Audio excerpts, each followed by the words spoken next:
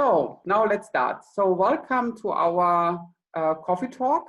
Maybe a short introduction why Kerstin's virtual coffee talk. It started in the Corona time as a company update at Fridays at 3. And then I thought maybe I can also open up because we had also quite interesting topics to discuss. So I did already quite some coffee talks in May and June about IT topics because that's usually my favorite and my profession. Today we have a very special coffee talk. We have a special coffee talk about South Africa. So I invited Jutta and Inge and Gary, who you everybody see already on the screen. And we will have a very interesting agenda. Now, so first, nice welcome. Then half of the 1 hour we will use for a presentation. So Inge, Jutta, and Gary will present the situation in South Africa. And the overall topic is what can we do or how can we help South Africa as a tourism currently more or less not existing. So can tourism go digital? That's our main topic. And we then are looking forward to hear from Jutta and Inge more details about the situation, and we'll brainstorm a little bit in our discussion what can be done. So, as I said already, today my special guests are Jutta, Inge, and Gary. I think it's easier if they introduce themselves. I can just say from my story, I met Jutta and Inge already in 2010 when I visited the first time South Africa. I was there for the World Championship. This was a very spontaneous trip from my side because at that time I was in between jobs, and as a big football fan, I said, okay, if I have time, it's the chance of the life to go to a World Championship and watch games. So I watched Germany against Argentina in Cape Town, which was amazing. Then I also watched the Netherlands in the half final. Great. Unfortunately, Germany was then out, but that's another story. So 2018, I was back with a family trip. We were together with Jutta and Inge, who organized for us a trip in watching lots of animals. It was a very amazing and impressive trip. I must admit, as we are also in the Vinelands, I was amazed by the contrast between all this money on one side and the high poverty on the other side. But animals and the nature was just amazing. So hopefully coming back after all this Corona things, maybe in 2021 or in 2022, at least that's the plan. And observing animals, one of the big aims to see. So Gary, for everybody who is now joining us, Gary is in the Kruger National Park and still has a signal, and we are waiting for the elephants to pass behind him. But so far the elephant was not there. But the first person who is seeing the elephant, please shout or raise your hand. So this maybe as explanation, everybody who is a viewer can raise a hand, and then I can give speaker right and you can ask questions. So therefore I will observe the chat. Everybody can also place questions in the chat or raise the hand, and then I will give a speaker right. So now it's up to Jutta and Inge. I would like to give you the floor.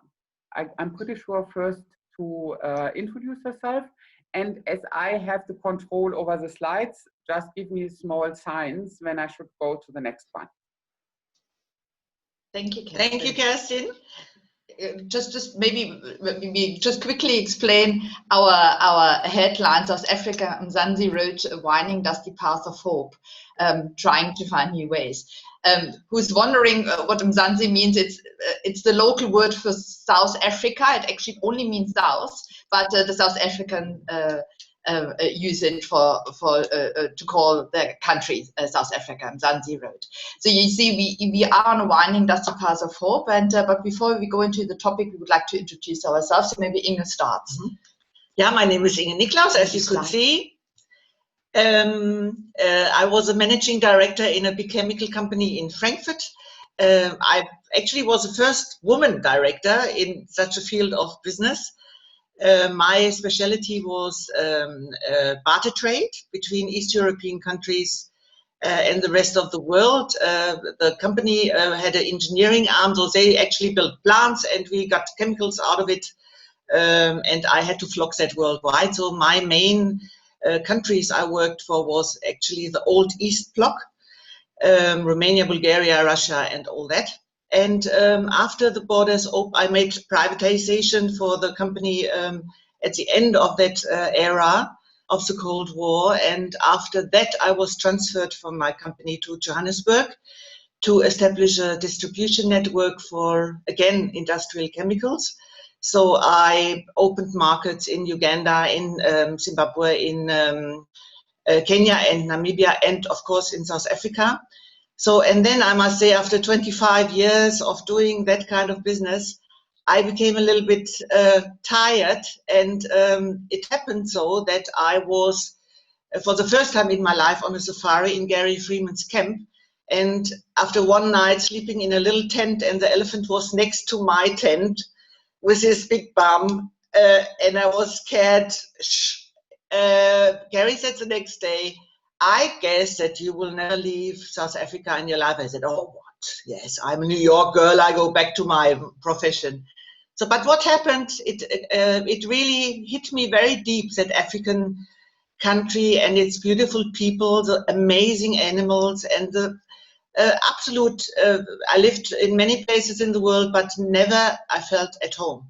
So I was thinking, I started thinking actually, then I still worked for 3 years for that chemical company, but more and more I headed towards a project which I thought I must change my life completely. I would like to open a different company, would like to do something with people and travel. And so my sister came in the equation because she's an architect, and we came to the idea to build out of the old slaves' houses in Cape Town, to convert them into small boutique hotels. Yeah, and by that time you moved from Johannesburg to Cape Town, which is a much better place for tourism. It's beauty, it's pretty, and I came down. That was 22. So 2002. So I'm an architect. We bought old slaves' house. We converted them in little boutique hotels, and out of that we created our Cedric's Traumreise. And first of all, it was a lodge business, and then we created a travel agency, because we saw that the people are coming to South Africa and they don't know where to go, what to do. And Inge and myself, and we know the country like most of the South Africans actually don't know the country, because we have been traveling extensively. So, and we were specialized in small groups in sustainable tourism, and we're taking people off the beaten track, and we're working closely together with Gary Freeman, because what he is offering is very special and unique in South Africa. Gary. I hope you can. Oh! Yes, good morning to everybody. For those joining from all over the world, I'm in South Africa, and lovely to be part of this concept. Just a little brief history on my part. I think Inge and Jutta have covered it really beautifully, how we initially connected, and we all part of one big family now. We really do love each other and working with each other. But just on my history, I did engineering initially. So the same as Inge, I did change an occupation, same as Jutta. So I worked 6 years in engineering, mechanical engineering. And then the opportunity came up to work with children in the bush. And from a little boy, I was little once, but we used to get dragged off to Kruger National Park for every school vacation. So right from an early age, it was in our blood. I've got 3 brothers, and when the opportunity came to work in the bush, I jumped at it thinking, well, if it doesn't work, I can always go back to engineering. It was supposed to be for 3 months initially, and it's now coming up 33 years. So somewhere I missed the boat with going back to engineering. But I could not be happier in my line of work, as much as I did love the engineering. But what happened was I initiated my bush work working with children. And this is going back right to the mid-1980s, when there was still a lot of upheaval in South Africa. There were not a lot of international tourists coming into South Africa because of our political situation. and we weren't highly respected at all. And certainly, you know, Kenya and the Central and East African countries were getting the bulk of tourism. Why I'm telling you this is that already when I worked at a place called Lapalala Wilderness, we were already totally integrated. We worked with little black children, little Indian children, everybody, we intermingled as one huge family. So we were already 10 or 15 years ahead of the rest of the country when it came to integration. But anyhow, I just did that for about 2 years for the same company, and then I started working with adults in the bush, going to Botswana, and then working in the northern part of South Africa and the extreme eastern part, which is the Kruger National Park area, which is currently where my own camp is. So from 1988, I already started working in this region. And ever since then, I've rebuilt my camp. It's still a very small, intimate camp. And when people do come to the camp, it's only 8 people. Everybody leaves as part of that big family that we all know and enjoy the bush together. I do still work in East Africa. I do trips up to Uganda, to Ethiopia, Kenya, Rwanda. So I operate up there doing at least 1 or 2 trips per year. And then also long trips, 21 days into Botswana and to Namibia. Just with regards to my little camp, I do have my staff complement here. They've been with me now since 2004, so many years. And we also, the man who works with me, Godfrey, we like brothers. That's how close we are. He knows exactly what I'm thinking, and I know what he's thinking when we're digging and working in the camp. So a special family, and they've really been extremely loyal, and we've worked really well for a long time. So hopefully my body keeps working for many years to come, because it has got a few dents and bruises. But because I love my work so much, I need to keep enjoying it and taking people to the bush who thoroughly enjoy coming to the bush, including Inge and Jutta, for many years to come, hopefully. So that's just briefly my history. Yeah. Okay. Thank you. Yeah. So now you know us a little bit in our background, and you would like to tell you a little bit about how we experience now the Corona crisis and the lockdown in South Africa. It's quite different to what you are experiencing in Europe. Also, we not only in Europe, all over the world. Yeah, all over the world. But I just heard from Kerstin, Singapore has also very hard lockdown. So we had our first case on the 5th of March. So we were two months behind Europe and Germany. So, but we had a very hard lockdown.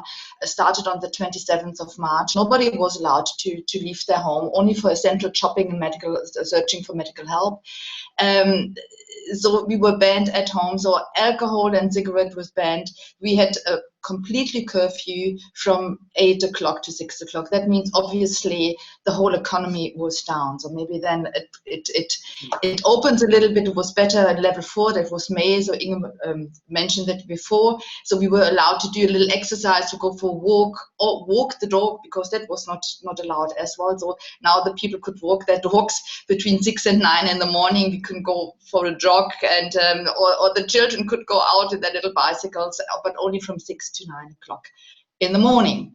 Then June came, and it got a little better, and we stepped a little back again. So that it was the our president actually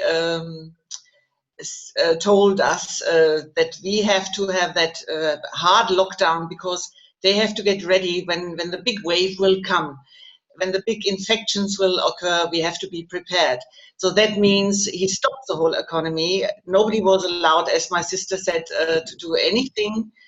And it was very abrupt. So nobody actually was prepared for that kind of situation. Nobody could even imagine. We couldn't go shopping. We couldn't buy our bottle of wine. So it hit us hard. But the hardest did hit that whole situation the people in the townships, because that's what it actually is.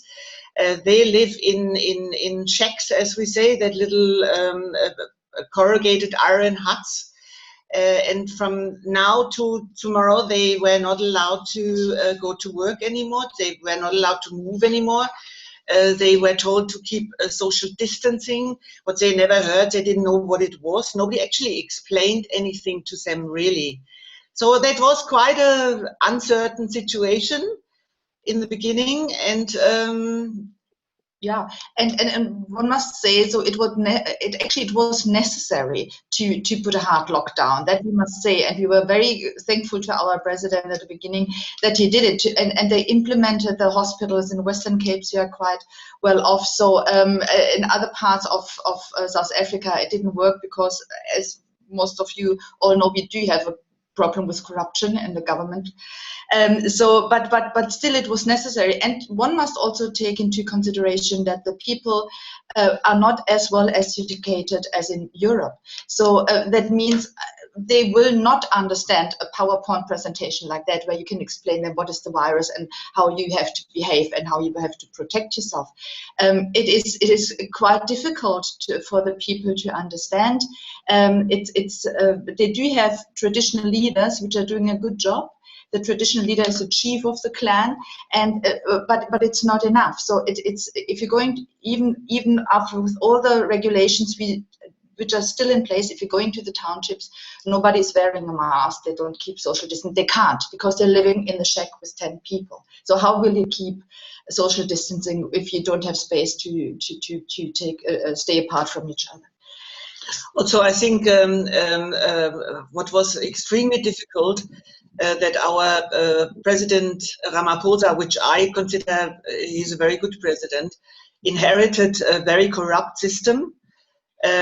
He cannot move as he probably would like to move, because from our former president, Mr. Zuma, he inherited his corrupt ministers. So the old people from the old governments are still in the different municipalities. And it's not only that they are not actually coping with the situations themselves, it also happens more and more, it comes out now, that they steal actually the money, the little money which is available in that situation from abroad, or from money they allocate in South Africa, or from private donors. A lot of private large companies are donating money. They steal it.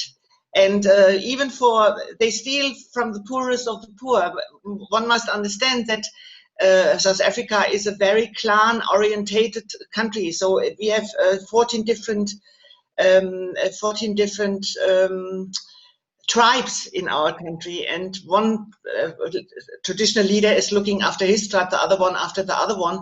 But in the first place, they look after themselves. So the leaders look after themselves, and this comes out now, that ugly face of South Africa. It comes out now very brutal.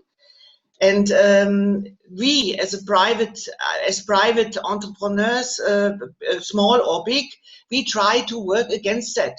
We are cooking food for the poor people. We distribute food parcels to the people, while the ANC, which is a party, the leaders in the municipalities, they probably tell the people in the little villages, if you do not vote for us, or if you haven't voted for us in the past, you don't get your food parcel, which actually belongs to you. And this is a hopeless situation, and you cannot really work against that whole system. Although I believe our President Ramaphosa tries very hard, but if he is too hard on his ministers, he probably is in deep trouble as well. It hits the whole economy, but I think the hardest hit economy is the tourism and the hospitality industry. So just to give you a little overview, South Africa tourism, we do have 10 million tourists per year. So Ramaphosa said last year at the biggest travel fair in Africa, it's called Indaba, tourism is the new gold of South Africa. So that means tourism supplies 8.2% of the GDP. It has tourism and hospitality, 1.5 million jobs, and the African people who have large families. That means they are feeding 7 million people. So with closing the borders, with not opening even the tourism for local leisure travel, with restaurants not allowed to sell alcohol, with a curfew at 8 o'clock in the evening, so neither tourism nor hospitality can work. They have totally collapsed, and all the jobs are lost. And as Inge said, as our government is corrupt, it is like it is. We are not. Yeah, the government is not existing, especially not existing in the tourism and hospitality sector, and also the insurance companies. They are not paying out for loss of income, and we do have an unemployment compensation, but it's very difficult for the people to get the money. And if they get it, and they do have a grant, it's 350 rand a month. So that means that it's 17 euros a month for a family to live on. They can't even live on that for a week. So it's but a small business as we are, Gary, Freeman, Cedric's on tour, and we are family-run business. And as Gary mentioned, we have been working with our staff for a long time, and we can't just let them down. So also our business also has completely collapsed. So Inge, maybe you can say what we're facing now, right? Yeah, now. the impact as an overall thing is devastating for the country. I mean, we have 9 million children who don't have food on the table anymore. They are starving because the teachers don't go to school anymore. The unions are very strong. The teachers are scared of catching the virus. So as the schools are closed, so that means the children don't have any food on the table. The parents are jobless. The government doesn't help. It is absolutely for the tourism business, which actually is almost 10% of the GDP in South Africa. And we had already a lot of jobless people in the country. So another 1.5 million are coming to us, which actually, as Jutta said, feeds 10 more people than the actual jobless people demonstrate. The tourism is down, and it will probably not open within the next year. That means for the tourism overall, it is a collapse. 30 to 40% of the restaurants, safari lodges, hotels will not open anymore. Even Marriott is pulling out of South Africa. There will be, of course, a recovery, but when? That will be probably in 2 years, 3 years, whatever. In the meantime, we try to find ways around it. But how can you if you cannot move? I mean, there is no, as we said in the beginning, we cannot move to Gary's camp. Let's say we cannot leave our province, the Western Cape, so Gary cannot leave his province. So you can probably on business trip, but where will you go on business trip if there are in the tourism industry no tourists? So this is a disaster for all of us. And we are looking for ways now to go digital, to do something. Let's say we come up with storytelling about African stories. We have a lot of stories to tell. Maybe we can reach a few people via internet, or we can do a virtual. Gary can tell a little bit. Maybe we can do game walks. Gary's specialty is actually walking in the bush into the elephant herds. So maybe he can tell a little bit about that. We can do virtual sightseeing tours. We know our Cape Town has so much to offer. We do little movies. What Jutta and I do to get over that period, we created a Stammtisch meeting every Sunday. We ask our guests, which come from all over the world, to send us a little video clip, and we make a whole movie out of it. By Monday, we have a glass of wine all together, and 30 to 40 guests of our former guests are meeting every Monday then and have a glass of wine to drink together and tell their little stories from their homes and what they are doing. Because we obviously we believe that in a year's time the borders will open again, hopefully, and the people will start traveling again to South Africa. So we still would like to. We like to keep the fire burn a little bit. And but in the meantime, we have to survive. So, and we have to find ways to do that. So, and a digital side is one side of that. We have found created a crowdfunding so that we can just get off for the next 6 months. We are thankful for Kerstin that we do have had the opportunity to speak about that, to ask also people from the other side, from Europe or from Singapore or from the other side of the world, what path would you take? So coming from a completely different side of view. So IT people, what can we do? So these are our ideas, but I think there are many more ideas flying around in the world. What we can do in tourism and hospitality in these difficult times. So that's more or less now the signal for everybody to ask question. I already placed the question on the chat and saying, what would you like to see or hear? What are you interested in? Which at the end of the day, the idea would be to generate revenues.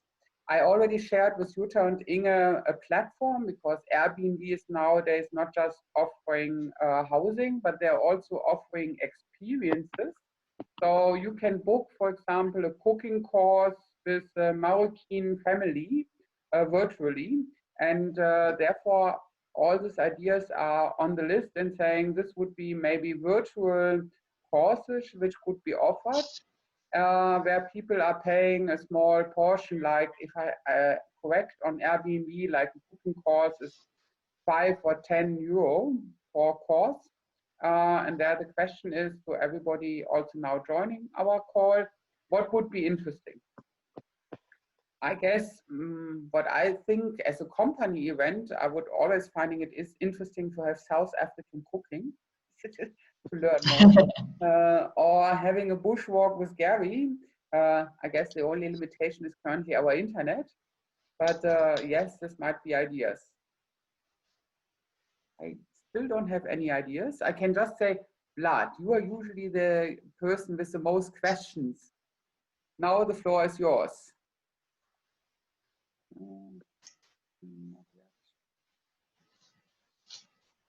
I have a raising hand. Let me see. Yeah, Vlad. Vlad, you're still on. Now you should be on. I'm still here. Hello. I mean, it's a very interesting area, and sadly, with the whole current world situation, it's not really an easy one to handle. I'm just trying to think. There are quite a few things that were happening in the beginning of 2010, which was around your virtual garden or your virtual space that you could always monitor from home, but you would not really take care of it. So I'm just thinking, a walk into the bush would be absolutely amazing, right? Especially with the current situation where nobody can really go anywhere. Okay, maybe in Europe you can travel a little bit, but if I look at the rest of the world, it's pretty much on lockdown.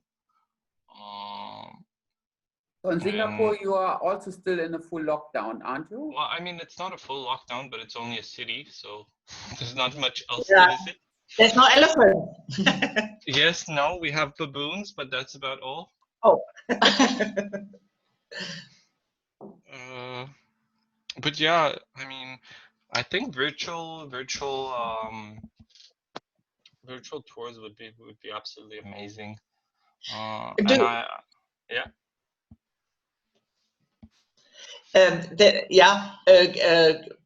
We were thinking of doing that with Gary, and maybe Gary can say a little bit about that. Yeah, as Kerstin said, sorry, I've just got a big dog approaching me. Dog. Yeah, elephant we no, need. the warden's dog. He just popped in to say hi. Yeah, the virtual walk will be absolutely amazing, because we can be selective on things that people would really be interested in, and it could even be today we just do 5 South African birds.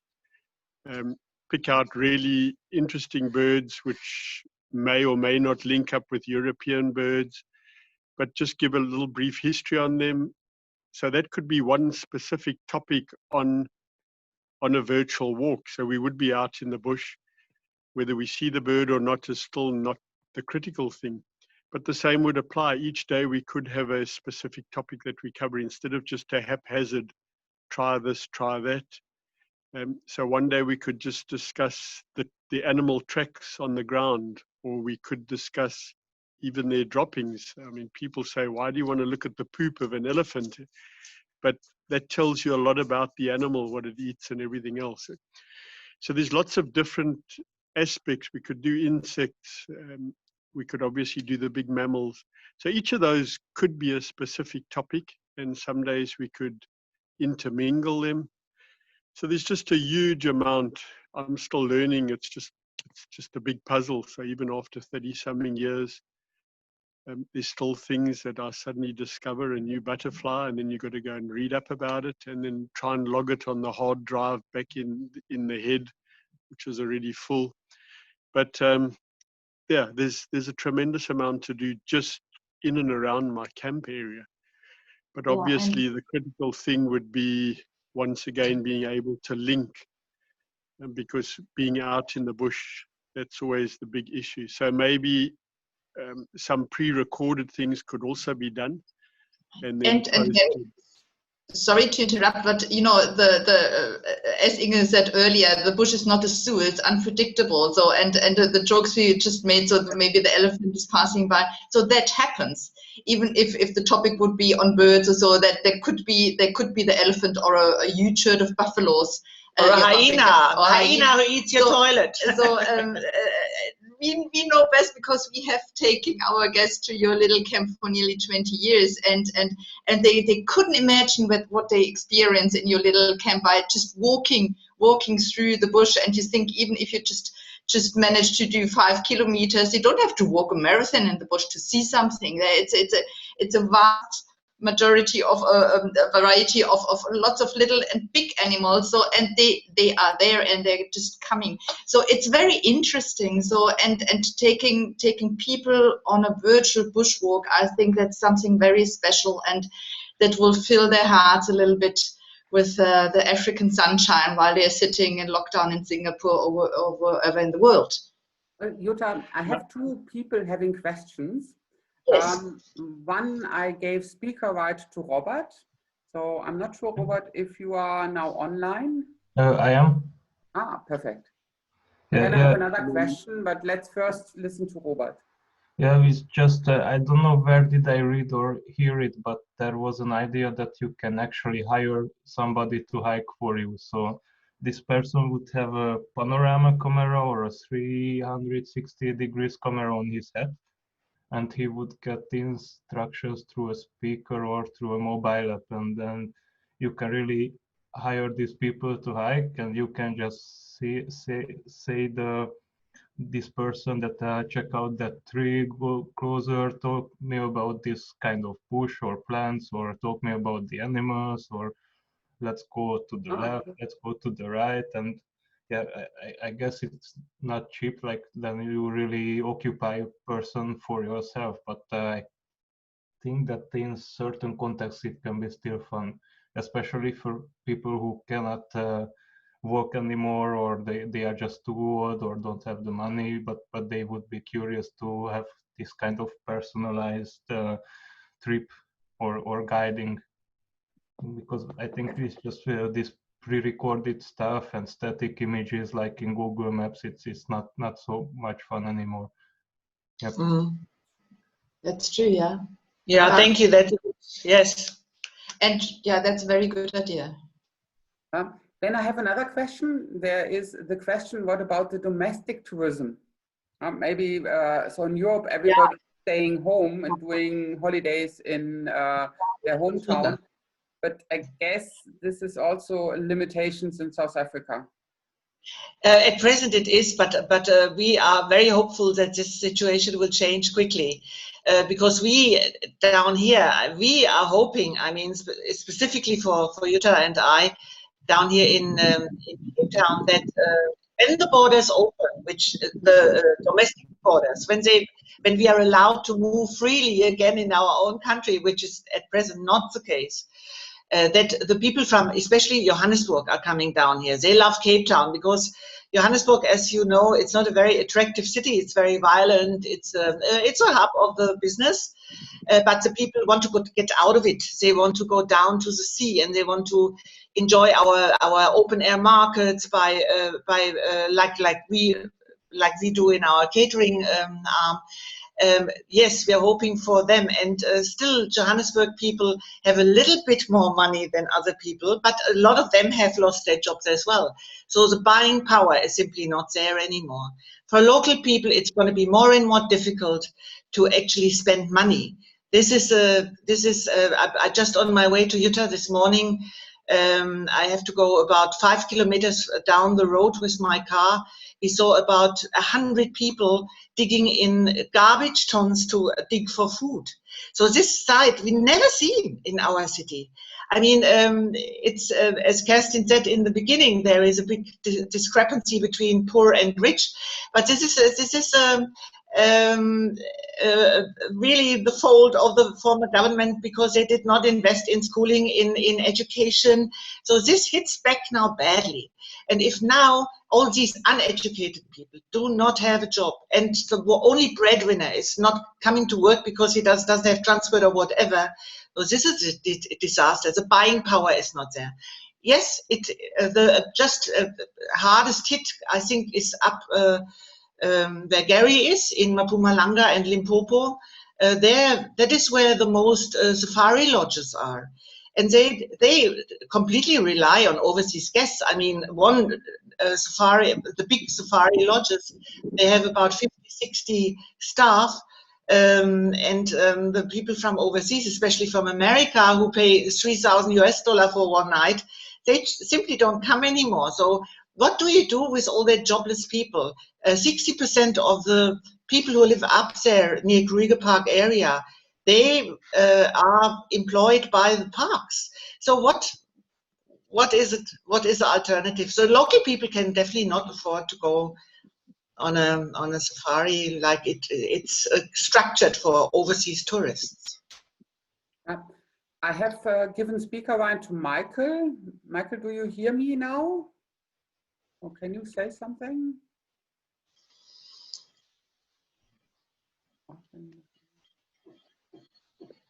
No, not yet. Yes. Hello, So, can you hear me? yeah, now we hear you. Perfect, perfect. Okay, Morning. good morning to everyone. I just thought about, I was last year in Cape Town and I did a lovely trip for more than 2 weeks. And what comes to my mind when we talk about tourism and what I really saw, you have so many joint, I would say, venues and ventures combining with the wine industry, combining with food and many other things with nature. And I think you have, of course, more power also if you try to join or to line up with the wine industry in order, of course, winery is quite a big export product, of course, from your country, and winery is very popular in South Africa, also known in Europe and other places. Is there any kind of thought on this part to go this path a little bit in order to have somehow a joint, you know, as everyone has issues momentarily with this COVID situation, but is there any kind of idea or link from your part in order to line something up with other industries combined with tourism? Yes, you know, we are specialized in that tailor-made little tours in the past 10 years off the beaten track. So we are the oldest and the longest wine route in the world. And we know every corner also down here in the area. But the big problem now occurred in March when alcohol ban was implemented.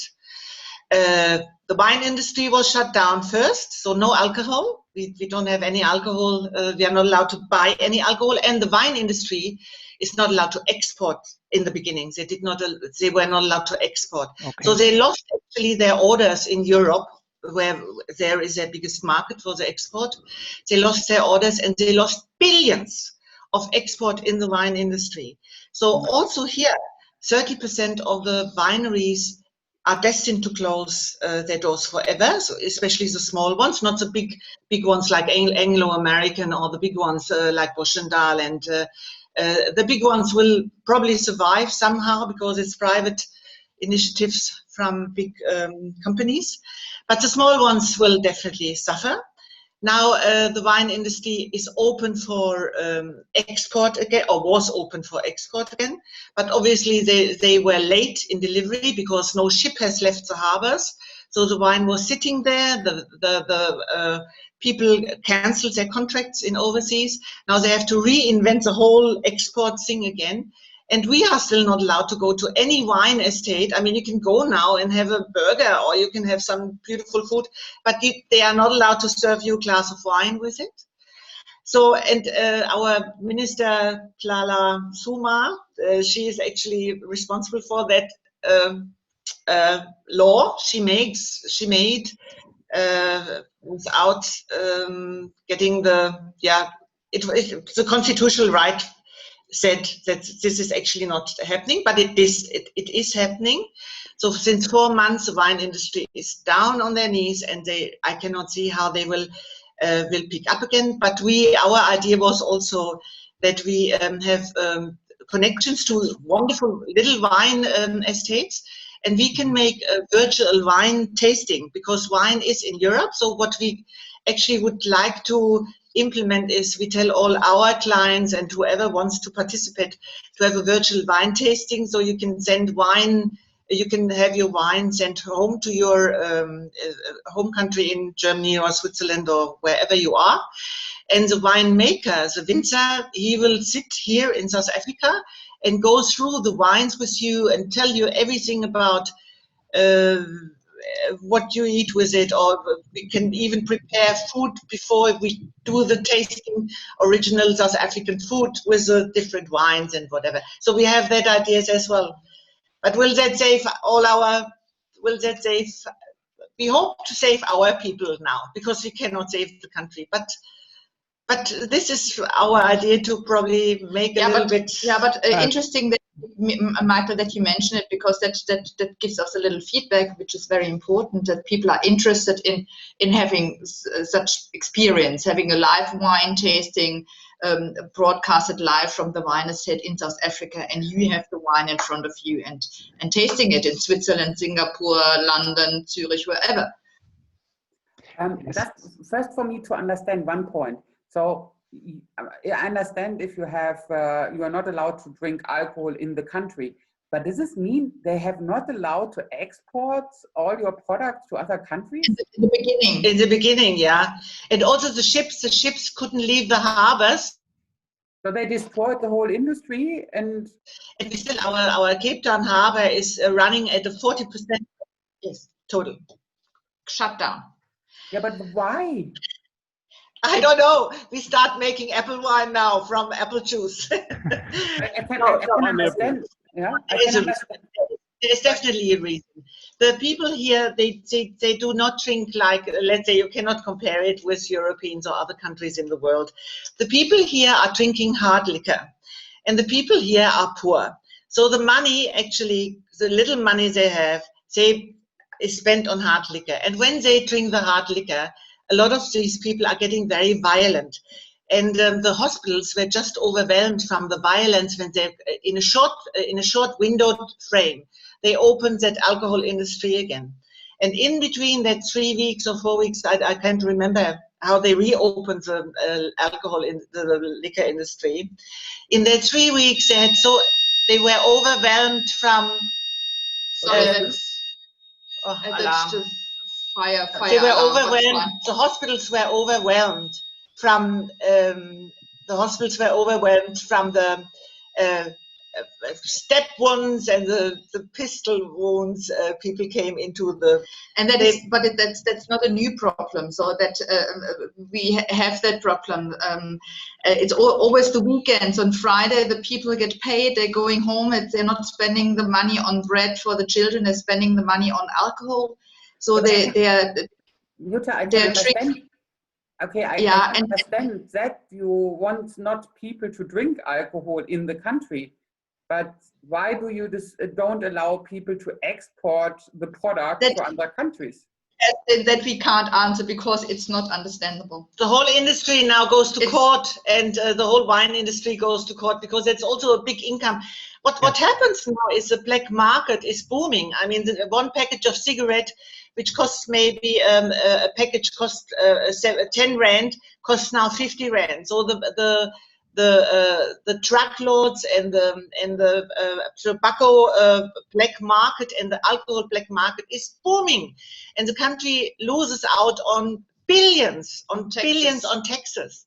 So, and they just, we don't know. Yeah, we don't know. We don't know. That's without logic. Okay.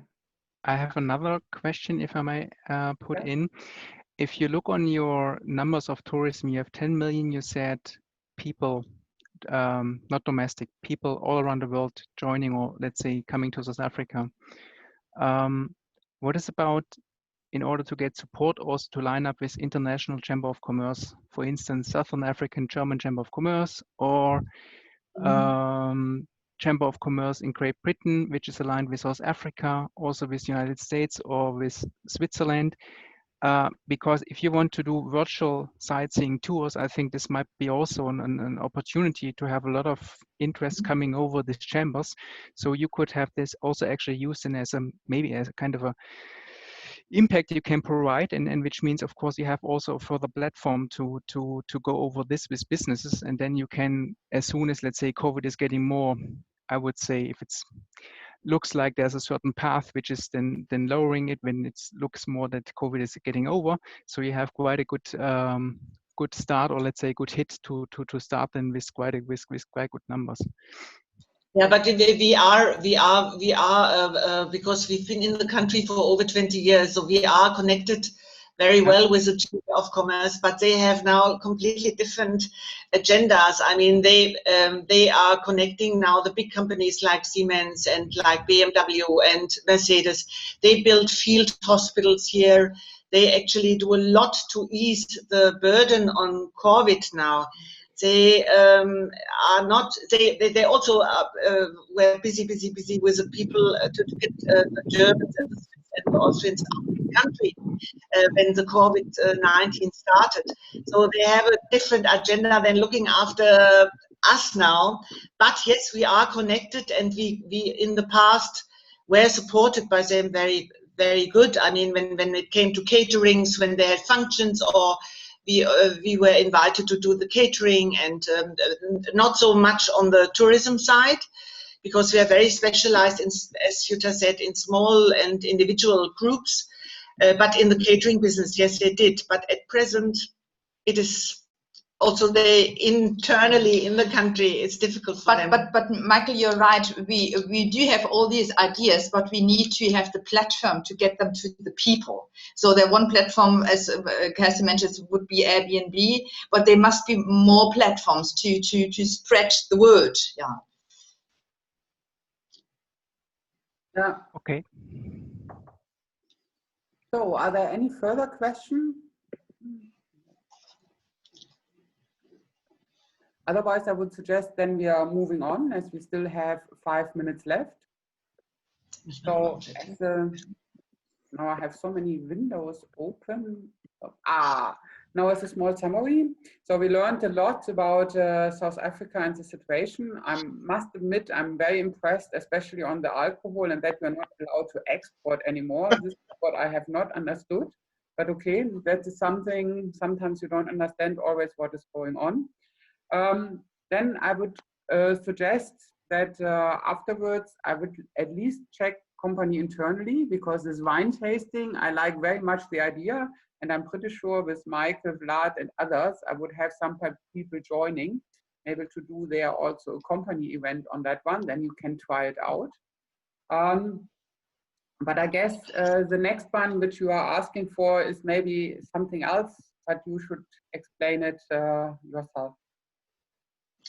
Yeah, the last topic on what our ideas to survive the next 12 months, 6 months as little family-run business was to implement a crowdfunding for our staff and their large families. So Gary told you already that his staff has been working with him for over 20 years, and they are the heart and the soul of his company. The same implements to our staff.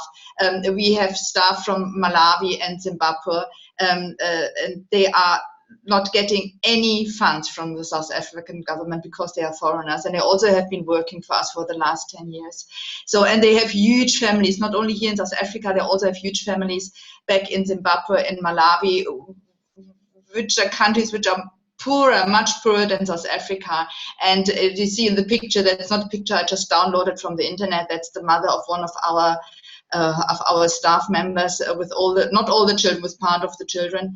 They are feeding back home, and in Malawi. In Malawi, yeah. And if we as the family-run business, and they are part of our families, if we don't support them, nobody will, and they wouldn't have food on the table. So Gary and us, we have paid the salaries of our staff in full since March. Also, we don't have any work, and we don't have any business, and we don't have any income. So as the situation unfolds itself now, so that we don't know when the tourists who spend money, I mean the overseas tourists coming back to South Africa. So we have to find a way in between to support them. Not all our fixed costs, because our fixed costs are much higher, as you can see. But then we have implemented Cedric's fundraiser, so if anybody can spare a little euro, Swiss franc, dollar, whatever, to help, that would help not only the staff members, but it's in total it's 40 children, and their parents are depending on us, and that's a lot of people we would like not to let down. Jutta, I think we need to also to give a little bit the magnitude highest. So what is the salary in South Africa? I think that's very important, because if you talk about salary in Switzerland, then it's not below 5,000 Swiss francs, but I guess you are talking about see, so in just in euros, so we spending 5,000 euros on salaries per month, so for all the staff. So, but that to be spent for over a year, it's a lot of money for us small businesses if you don't get anything in. So then we have a look at our fundraiser. That it's not. You're right. The salaries in Switzerland and Germany, they're much higher. Yeah, it's not only the salaries; it's the overheads you have. If you run a company, you cannot just not feed the company. So there is electricity rent. There is like you also have overheads. But the main part is that we get the one and only breadwinner, which let's say works at Gary's camp or at our catering business or in our office. That one and only breadwinner for let's say 8 to 10 people. That at least he can feed his family and don't have to dig in the garbage tons to. That's our aim, that at least we can feed our people. It's not necessarily our overheads we asking to get covered, but to feed the families, the dependence on us. Yes, so everybody who's interested in the connections, please just send me an email. I will distribute the presentation afterwards, and then you have all contact information. Otherwise, we are now slightly running out of time. So I would like now to close. If there's no other question left, let me see. Nico has a question, so I can give also speaker right to Nico. Nico.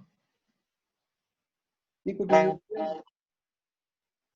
Yes, hi, this is Nico. For the ones who don't know me, I'm running an event agency in Munich, which exists 27 years now. We already had a group with Gary in the bushes and with Inge and Jutta, which was really a great experience for these 6 people. And I think a key point could be to say, hey, we really need help down here. So please donate, and we give you a great experience for that. So that, so maybe think more to support people down there, and then give the experience, and then give a bunch of experiences for the people. That could be a key selling point, and I would support you with my clients. Maybe to run the first date wine tasting with my clients, and of course Super. you can promote it for everybody else. Great, thank you, Super, Nico. thank you so much, Nico. It's really great. And also, what you maybe mentioned also, we have to look in the future, because that virus will go away eventually one day. It will.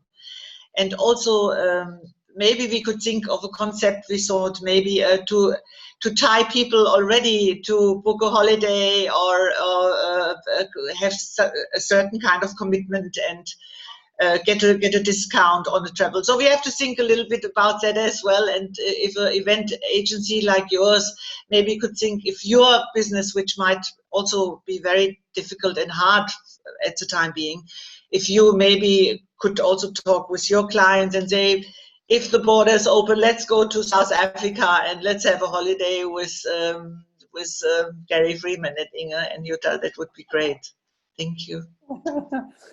I'm just thinking now, you bring ideas to my employees who joined, because we're usually doing a yearly event and going somewhere. Usually we stay in Europe. So you mean we should fly for a long weekend to South Africa? Yes, we did that with Nico's clients. So they came down only for 4 days. So, and we did, and it was also a social event. It was a team building. So we went to a kindergarten in the townships, and the company spent some money, and we did renovations. So actually the guys, we painted walls and we interacted with the kindergarten. So that was wonderful. And also at Gary's camp, so the guys were helping to build water barriers at Gary's camp. So it was a real team building, super experience for all of us. And I just need to add, those water barriers are working so beautifully. This last year we had really good rains, and a lot of the grass seeds got washed down to where those water barriers are, and that whole area now is rejuvenating. So that 20-minute work that we did as a little group of men, where we packed rocks and chuckled about it, is actually working really well. So it's rehabilitated that little section that we did. So dankeschön. That's great to hear, Gary. That's great to hear, Gary. Yeah, I'll try and take a photo of it, and I'll send it to Inge and Jutta, and maybe they can send it across to you just to show you how it is working. Okay, yeah, that's really a great idea, because at least I would push these 6 guys, at least 5 of them are still with Metafinanz, and I'm really doing big business with them, and I would push them and say, hey, look, here's a donation site, back a body, they are really in trouble, maybe you can do something. And maybe they can push it again inside of Metafinanz to say, hey, if we have a trip, maybe we can do it. Yeah, 2021, thank you. 2022. Beautiful. Okay. Thank you. Yeah, and I have the fear that now my employees have the idea we are going to South Africa in 2021. The idea is born. The idea is born. Yes. Yes, I see already. So I have afterwards some chats, so let's see what people are thinking. Yeah, but we might come back. Okay, good. So unfortunately, time is running, and some people have already the next meeting. So therefore, I see that people are already leaving. Thank you very much for the insights. I think it was very inside South Africa, and I must admit I learned a lot. I would now stop our recording as the first place. So thank you for everybody.